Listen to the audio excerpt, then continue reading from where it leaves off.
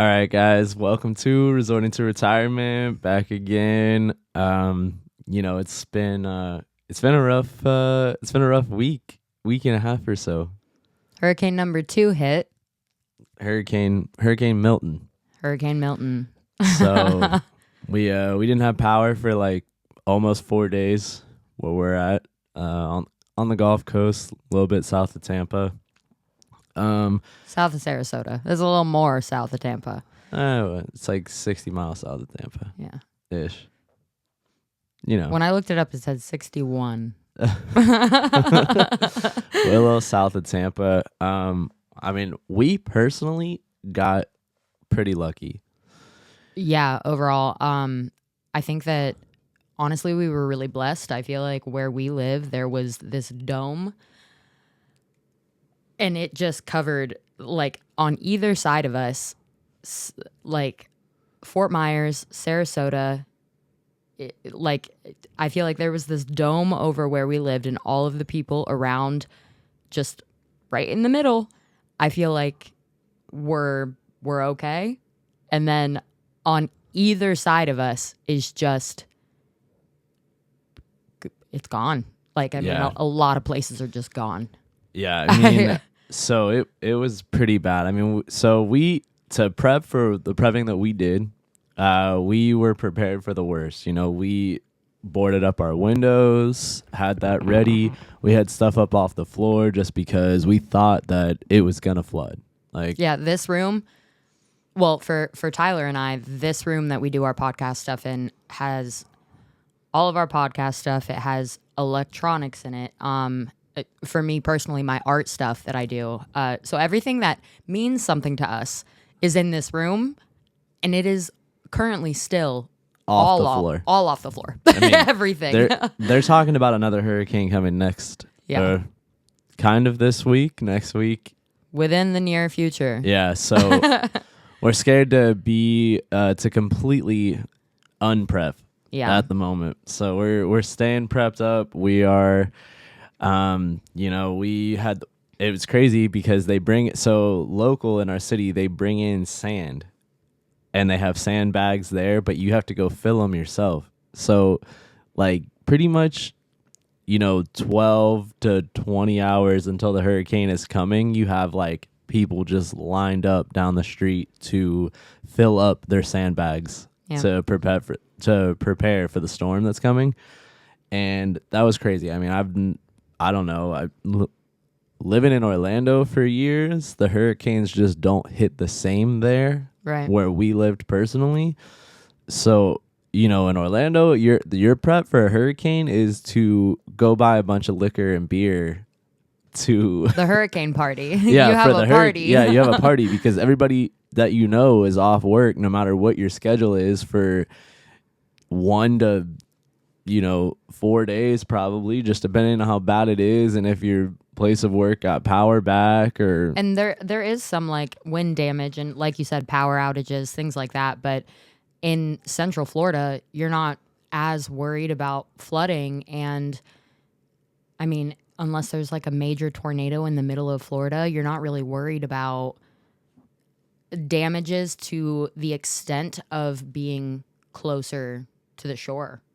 Yeah, no, it's not the same. It's not the same in Orlando. So being like the first big hurricane that we have had on the shoreline, it's been a different experience overall for sure. Yeah, definitely. But honestly, it's been really cool because it's not cool that everything is not okay.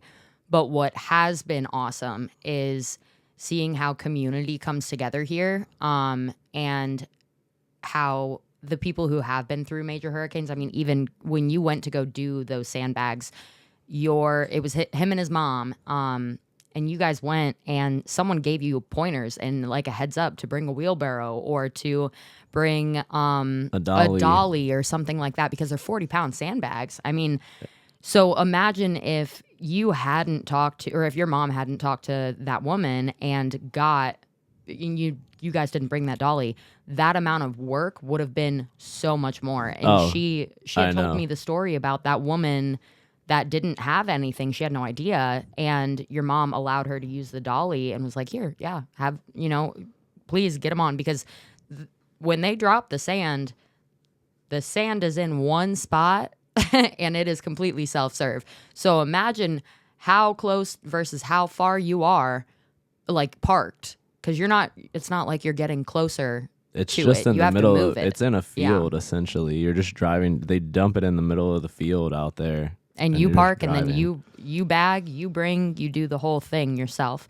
So, but with that, I think it's really cool how people have been coming together and helping each other and giving out pointers. I mean, I learned a lot of, for next time, how do we go about it? What do we need to do? I heard stories, actually. One of the people that we work with, she had brought up the fact that they were bringing a saw into their, they were in zone A, and they were bringing a saw into their roof, into their attic space. I would have never thought about that.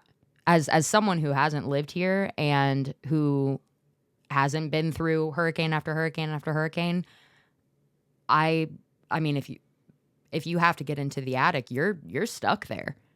So if the water keeps rising, you have to get out. Right. That's just, I mean, it's just insane to even think about that. A saw to get out of the roof. To bring a handsaw or some type of something to cut your roof open so you don't drown. That's mind-blowing to me. I have never had to think about something like that. So it's just really interesting. We've heard a lot of stories from a lot of different people. We went to work the day after Milton hit. So Thursday during the day, we went into work just to assess things, see how it was going. And where we work is close to our little bubble that didn't really, there were damages done, of course. They didn't even lose. They lost power for just a couple hours. Yeah, at work. but they're on an electric grid, so it's a little bit different there. They picked a really great place to have a restaurant, but they opened at 4, and I don't know about you, but I could feel just difference in energy afterwards. People were coming in, and you had a range of people. You had people who looked like they had just been through hell. You had people who literally were just so hungry they didn't even want to talk. You also had people who everything was okay with, and they just wanted to come and, be around people and see people. I had a couple that sat at my table. They sat there for, I would say, close to 5 hours, give or take. And they had told me that when Ian had hit, their home got wiped out.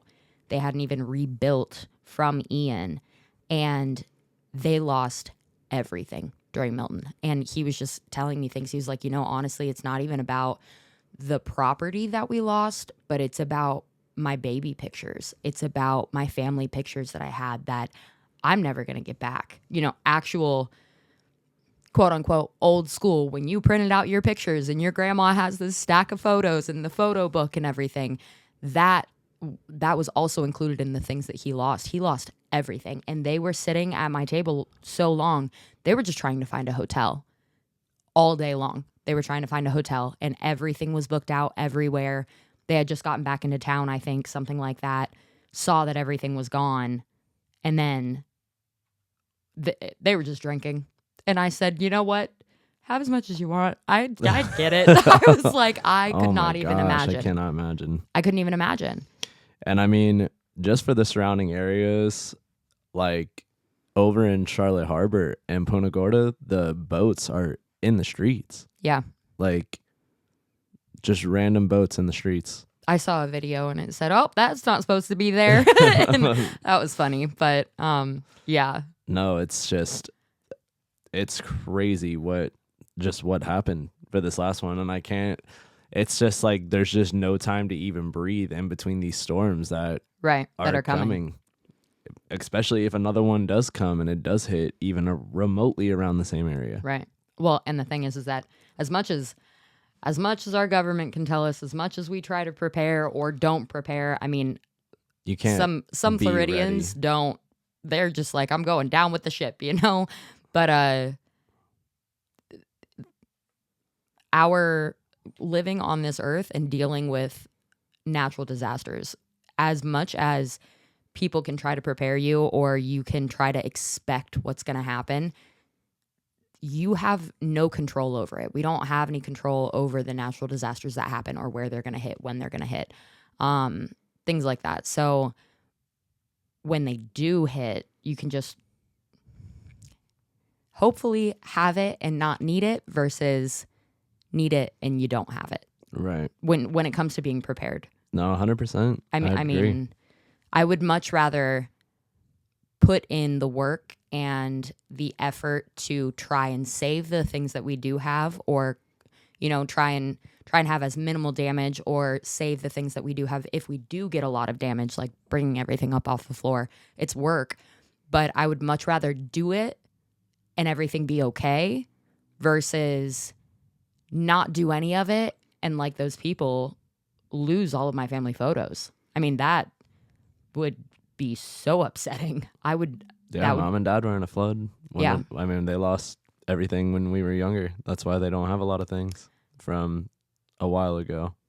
It's sad. It is so sad. And, you know, a lot of people, you know, as you get older, your memory starts to fade. You know, can start forgetting things, different ailments, stuff like that. But to lose photos, I mean, that's a memory capsule right there. And I feel like photos to people are a really big deal. That's why they're passed on through generations. You get them from your grandparents, your mother. If you have children, you're going to pass your photos down to your kids.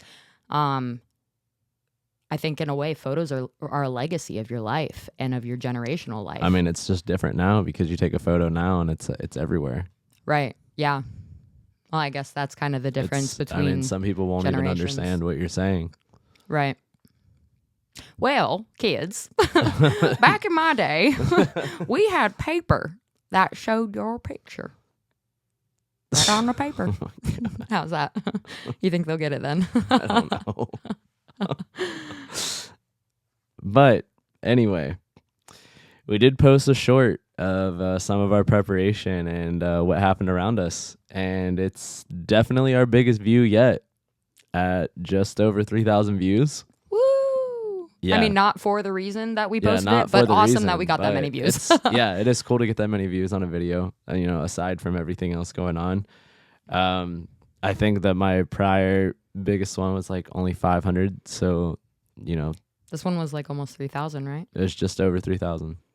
That's pretty cool. Yeah. So that was probably the only positive to come of the storm. Well, yeah. I mean, within the fact that people are safe and okay. Yeah, people. Yeah. I mean, I didn't hear any about like really any fatalities around here. Not around here, I don't think. I'm sure there were some. I know. I'm sure. I heard some up like north, that. But around here, I think that everybody did a pretty good job at not dying. Yes. No, I just meant at preparing. So. At preparing. Oh yeah. They did a good job sure, at preparing, and they like a lot of people evacuated. Yeah. They like took the advice this time, where not a lot of people do. Yeah, and honestly, that kind of brings me up to another couple that I had met at work. The guy was kind of just telling me some things. He was like, you know, we didn't get anything. Like, it was supposed to be huge. This was supposed to be the biggest hurricane ever. And he had just said he sounded kind of annoyed at the quote unquote fear and anxiety and like fear mongering. And I had told him at the table, I was like, you know, I totally understand where you're coming from, because I don't think that anyone wants to deal with the stress and anxiety and fear of a hurricane and it being catastrophic. It is very stressful. But also, I think DeSantis kind of, the way that they put it out was very serious. And, you know, the mayor of Tampa said pretty much, if you don't go, you are going to die. And they were saying, put your name, last of kin, your date of birth on your arm. Let us know who you are if you stay. And that is terrifying to hear that from your government. This is the thing, though, is they don't know what's going to happen. And they're looking at it out, you know, they're looking at it 100 miles off the shore. Right. And it looks like it's going to be that bad. On top of that, every hurricane affects that area differently. Right. So we had Ian in Orlando and our power didn't even go out. Right. You had Ian on the coast and it's the worst thing people ever experienced. We just had Helene up here and it felt like a rainy day, while there are people who have been through 20 years of hurricanes that never had one as bad as Helene. Exactly. And so everybody is going to have a different hurricane that they're like, this is the worst one that we have ever been through. So there are some people that did die in Milton, and they were fatalities, and that is the worst experience that they will have ever had through a hurricane. Like, so it really just depends on where you're at, and they don't know exactly where it's going to hit. So they just need to prepare.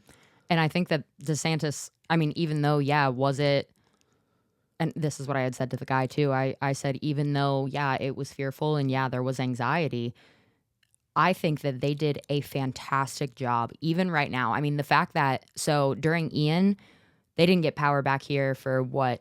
Almost 2 weeks. Almost 2 weeks. This time around, though, I mean, every single night that I have worked at our job this week, we have had linemen come in and get dinner. When we came back, the night before our electricity came back on, it was late, like early morning, and they were working on the power lines. So the amount of preparation that DeSantis had, how he had people coming in from all different types of states, he had everybody waiting. As soon as disaster strikes, we're going to get to work. It's about, we're going to fix, we're going to assess, we're going to fix, we're going to rebuild. They said it was like 50,000 people ready. Yes, ready to go. And, what's interesting is Tennessee, North Carolina, I mean, they... The thing about that, though, is Florida is prepared for hurricanes. Well, right. When that came through Tennessee, I mean, nobody that's was not prepared. something that, the governor of Tennessee or the Carolinas could have prepared for. Yeah, because that's never happened. How this happening in North Carolina, South Carolina, Tennessee, the Appalachia, this has never happened. So, I mean, not to this extent. So, but I just think that's why I'm saying DeSantis, I think that he prepped for the absolute worst because that is what it looked like.